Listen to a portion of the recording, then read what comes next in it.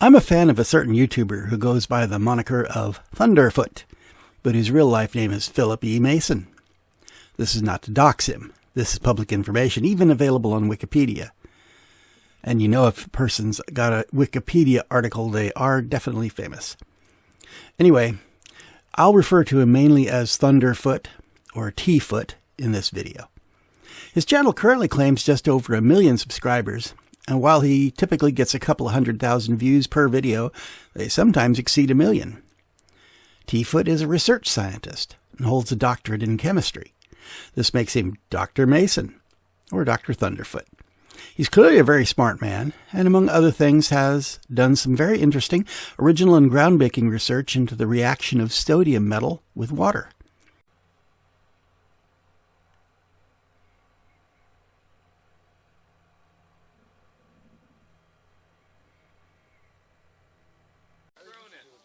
Straight out. Straight out? I should probably throw it that way, huh? Yeah, throw it that way. Good frisbee. Ready? All right, ready? Everybody ready? 3, 2, 1. Oh, that's a little. Oh! Oh!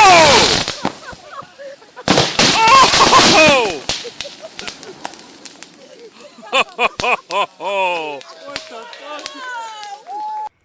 As a former chemistry major myself, I find Thunderf00t's purely scientific videos fascinating. One of my favorites is his reporting on the 2017 total solar eclipse. That eclipse tracked across the continental United States, and not far from my home in Washington State. My wife and I traveled down to Oregon, met up with my Portland area dwelling brother and sister-in-law, and together we met the eclipse as it crossed northern Oregon. This was about an hour before the eclipse was caught by T-Foot near Cody, Wyoming. His coverage of the eclipse is excellent and is recommended. Link in the description. Oh, that's gorgeous. Oh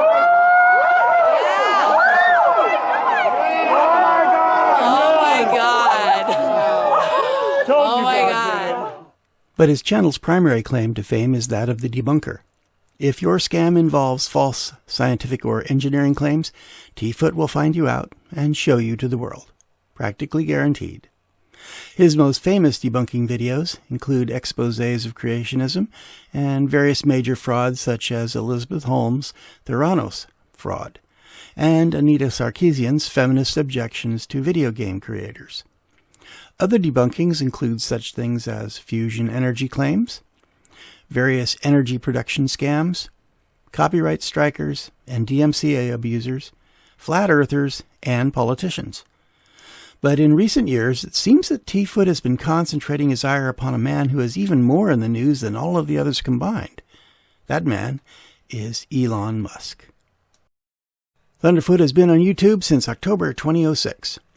From his first posted video 16 years ago, as of the date of this video, T-Foot has uploaded about 956 videos.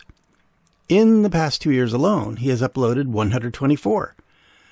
And 36 of these videos, a full 29%, have involved criticism and debunking of Elon Musk and his various projects.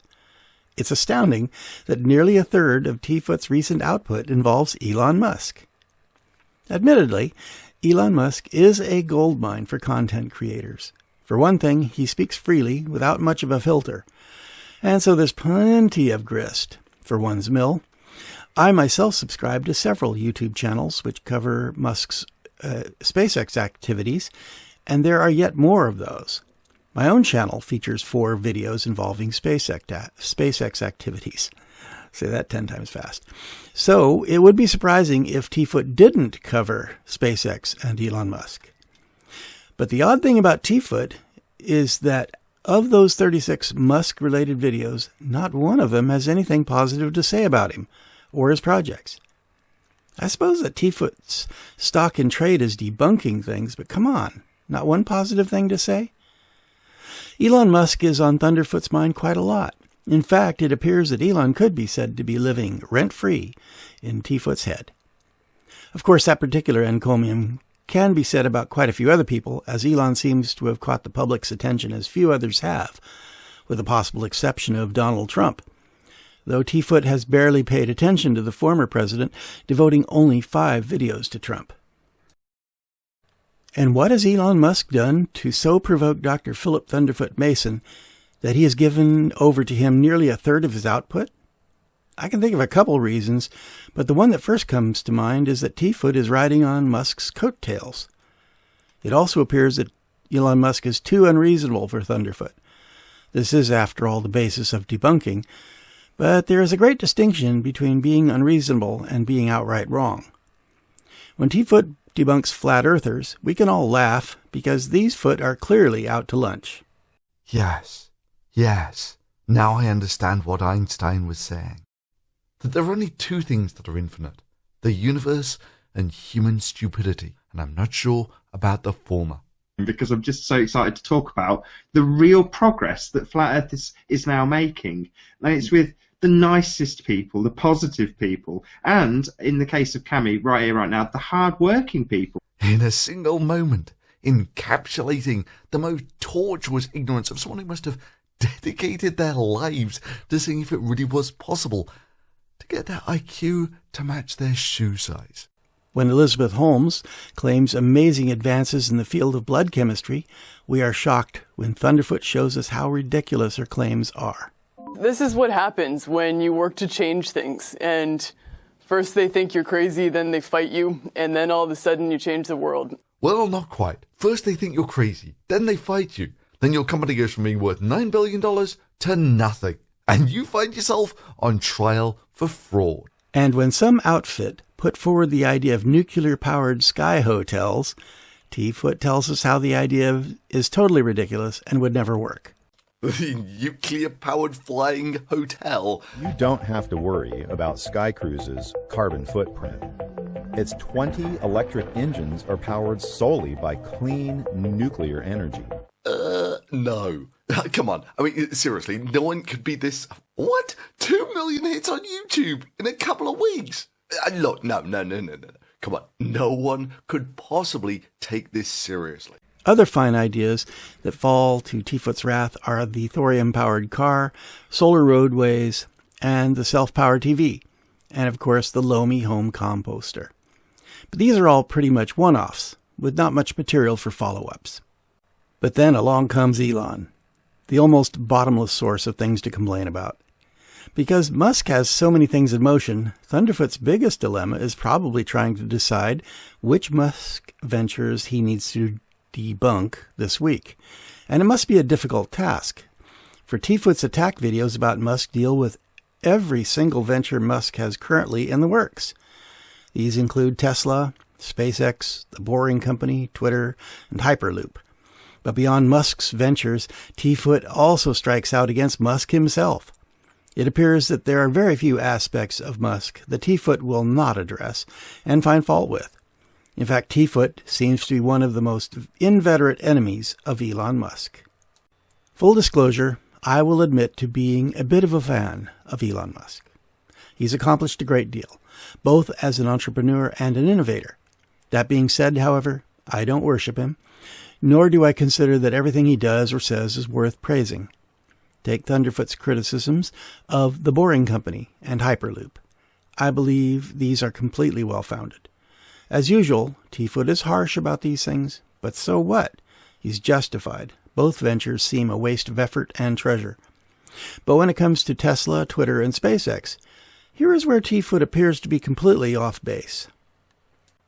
Let's start with Tesla. Musk is trying to make an electric semi-trailer truck to compete with diesel-powered trucks.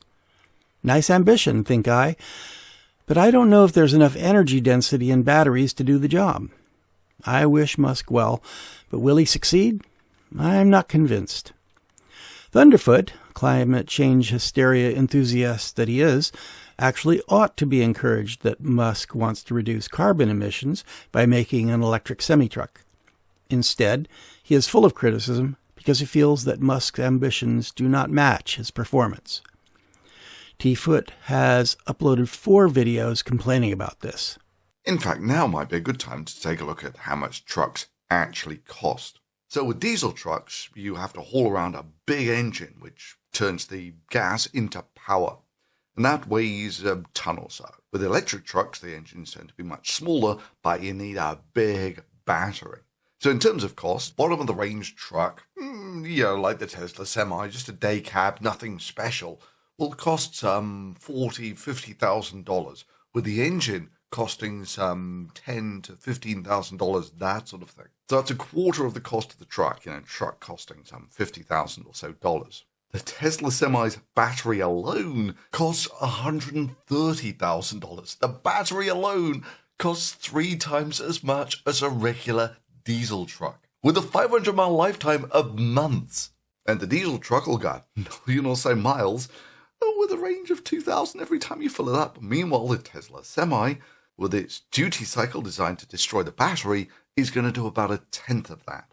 Now, to be fair, some of my thoughts and analysis on Musk's haulage numbers were maybe a little harsh.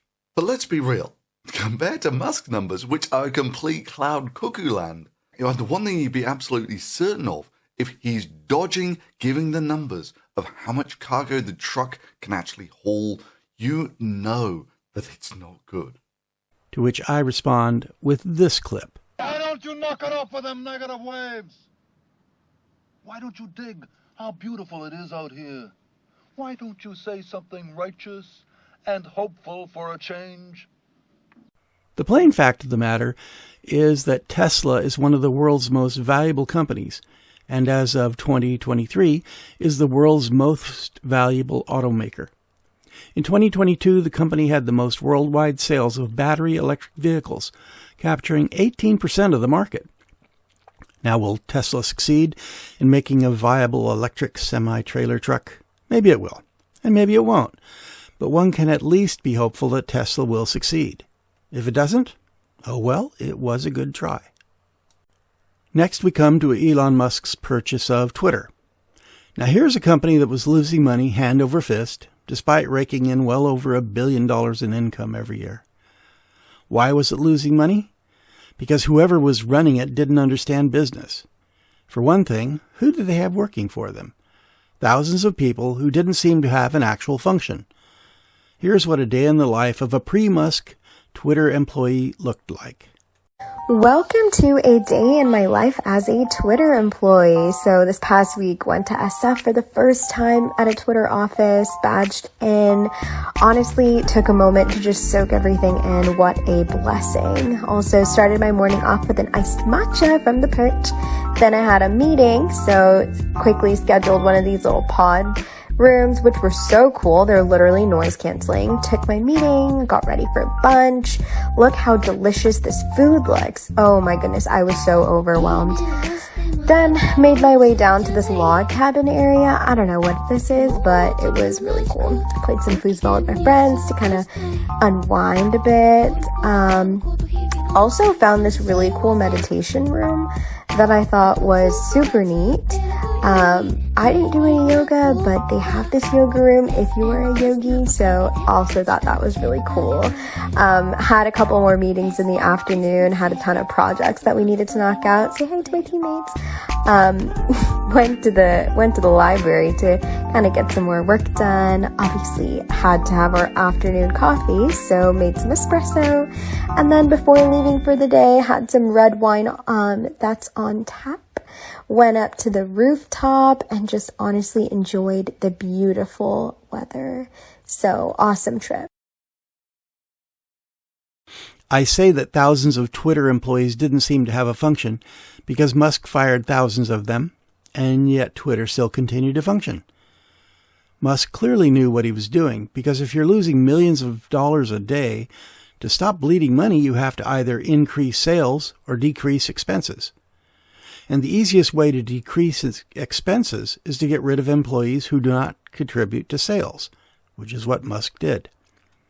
Decreasing headcount isn't usually enough to save a dying company. Sales must also be increased. And two of the things that Musk did after buying Twitter were designed to do just that. These two things were to change the infamous blue check to a paid subscription model, and to invite back to Twitter all those who were kicked off because they had the wrong political outlook. Thunderfoot's a scientist. He's not a businessman. As a scientist, unlike a lot of other people, he doesn't seem to understand what wealth is. He uploaded a schadenfreude-laced video, making a big deal of Musk's net worth going down rather dramatically. The genius, entrepreneur, and billionaire Elon Musk is now in the Guinness Book of Records as the man who has lost the biggest personal fortune in history. And Elon Musk's network has made some rather dramatic swings over recent time, as this graph shows. But what does that matter? Unfortunately, in these days of economic non-education, this is what being wealthy means to too many people.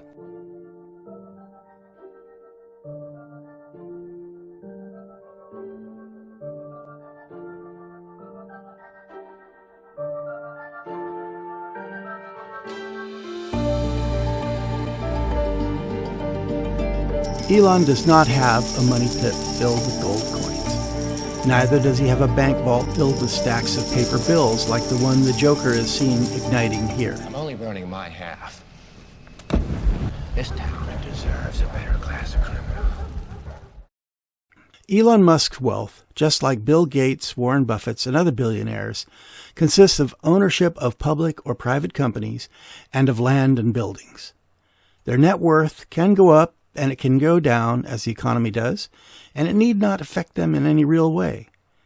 Even I know what this means. Between 2005 and 2015, my own net worth doubled, all because my home's market value went from just over $100,000 to $300,000. During this time, my income stayed stable, just pacing inflation, and my quality of life didn't vary in the slightest, even though I was much, quote-unquote, wealthier. So when Thunderfoot and others crow triumphantly that Musk lost money, they haven't the slightest idea of what they're talking about. The value of the stocks he owns went down. Fair enough. But he hasn't lost any money until he sells those stocks, and if what he gets for them at that time is less than what he paid for them. He hasn't lost crap. And if Twitter is still not profitable, Musk indicated just a few weeks ago that it is at least near break-even. Finally, we have SpaceX. Thunderfoot's complaints about SpaceX are whiny, inaccurate, and eye-rollingly stupid. Let's start with the latest major complaint, the first test flight of the fully stacked Starship rocket.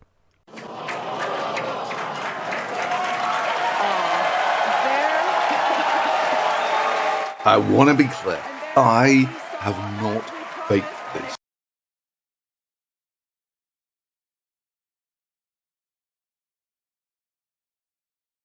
This is the genuine reaction from SpaceX when the Starship blew up.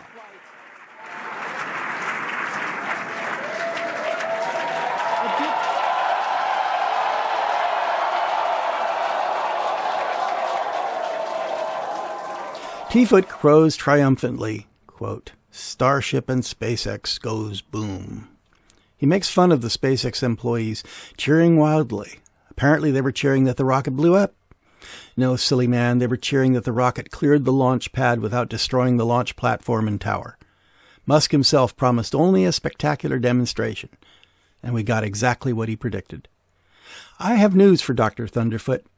It is rare that the first edition of complex machinery works first time as hoped. The entire Starship stack continuing to rotate. We should have had separation by now. Obviously, this is does not appear to be a nominal situation. Yeah, it does appear to be spinning, but I do want to remind everyone that everything after clearing the tower was icing on the cake.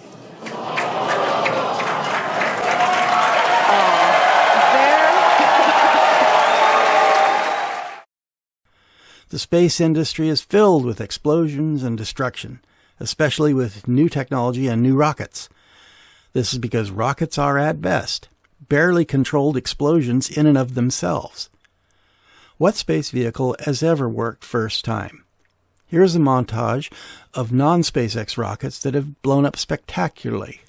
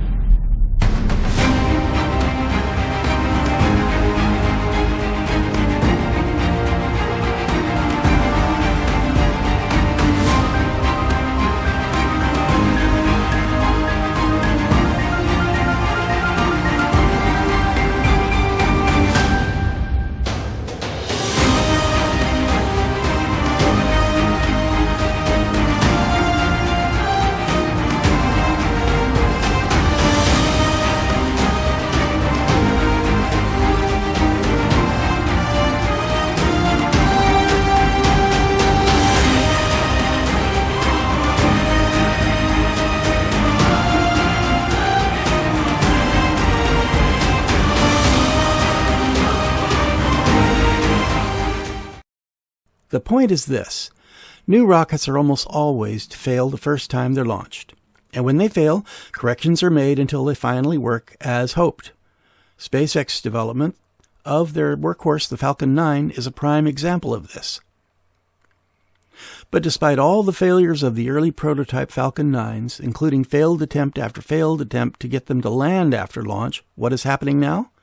As of mid-May 2023, SpaceX has launched the Falcon 9 booster 223 times, with only 3 failed or partially failed attempts early on in the program.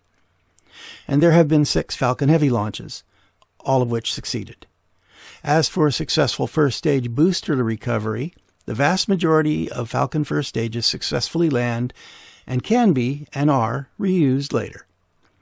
On the 15th of May 2023, T-Foot uploaded yet another Musk attack video, this one entitled Musk's Twitter Mega Fail. I haven't watched the whole thing yet, but T-Foot indicates that he was making another Musk and SpaceX attack video when Twitter news caused him to divert his attention temporarily back to Twitter. Thunderf00t made it clear that his interrupted video was on the subject of SpaceX losing money, or using T-Foot's more colorful expression, burning money. So I'm right in the middle of making this video about how SpaceX doesn't make money, it burns it. Oh, please. Of course it's burning money. Well, I guess it's a more than usual appropriate expression in the event, since, of course, fire is definitely involved in launching rockets. Let's consider the serious question, though. Has SpaceX made a profit so far? SpaceX is a privately owned company, which means that its financial records aren't publicly shared. The stock dork says that there are reports estimating that the company made $2 billion in revenue in 2019, but aside from that estimate, there are only guesses about the company's financial status. So we don't know if SpaceX has made a profit during any period, but like T-Foot, I'm very sure they haven't. But so what? New startups are famous for losing money in their early years. Amazon actually took 9 years after being founded, 7 years after going public, to actually make any profit. After years of gradually branching out the services that it offered, it finally started making a profit in 2003. Equally, Groupon and Airbnb also took 9 years to turn a profit after both being formed in 2008. Creative selling platform Etsy also made the top 10 of such companies, seeing their first profitable year in 2017 after 12 years of no profit. Twitter also had to wait 12 years to see any profit, only making a profit in 2018, and that didn't last long. SpaceX was founded in 2002, which means it has been in business for 21 years as of this video. You'd think after all this time that it might have started to turn a profit, but we just don't know. Given the monstrous scale of what it is trying to do, it seems quite reasonable, to me at least, that for SpaceX a longer than usual delay before profitability is to be expected. When it comes to Thunderf00t's constant criticism of Musk, Tesla, and SpaceX, I really think he needs to find another outlet. I would have thought that an even better target of T-Foot's ire would be Jeff Bezos' Blue Origin, which hasn't made a profit either, and after years and years of messing around with suborbital rockets and mere space tourism, he hasn't put a rocket into orbit, nor does he seem likely to anytime soon. But T-Foot hasn't made even one single video about it. I will admit that T-Foot seems to have found a gold mine in Elon Musk, since criticism of Musk has become a cottage industry. I'll finish up here with something that Thunderf00t himself has quoted or cited, as to reasonability. It was said by famous playwright George Bernard Shaw on the subject of being unreasonable, quote, "The reasonable man adapts himself to the world. The unreasonable one persists to adapt the world to himself. Therefore, all progress depends on the unreasonable man." End quote. Old Thunderf00t needs to remember this, that amongst the most unreasonable men on the planet is the very man he loves to talk trash about. T-Foot's efforts cause me to recall Theodore Roosevelt's old dictum, quote, "It is not the critic who counts, not the man who points out how the strong man stumbles, or where the doer of deeds could have done them better. The credit belongs to the man who is actually in the arena, whose face is marred by dust and sweat and blood, who strives valiantly, who errs and comes short again and again, because there is not effort without error and shortcomings, but who does actually strive to do the deed, who knows the great enthusiasm, the great devotion, who spends himself in a worthy cause, who at the best knows in the end the triumph of high achievement, and who at the worst, if he fails, at least he fails while daring greatly, so that his place shall never be with those cold and timid souls who know neither victory nor defeat." End quote. When Elon's time is done, and he has created all that he can create, and finally becomes one with nature, he will be remembered.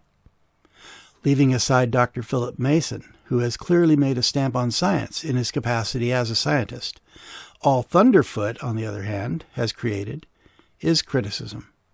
So he will likely not be remembered at all. Thunderfoot's criticisms of Elon Musk also reminds me of another Bernard Shaw quote: "People who say it cannot be done should not interrupt those who are doing it."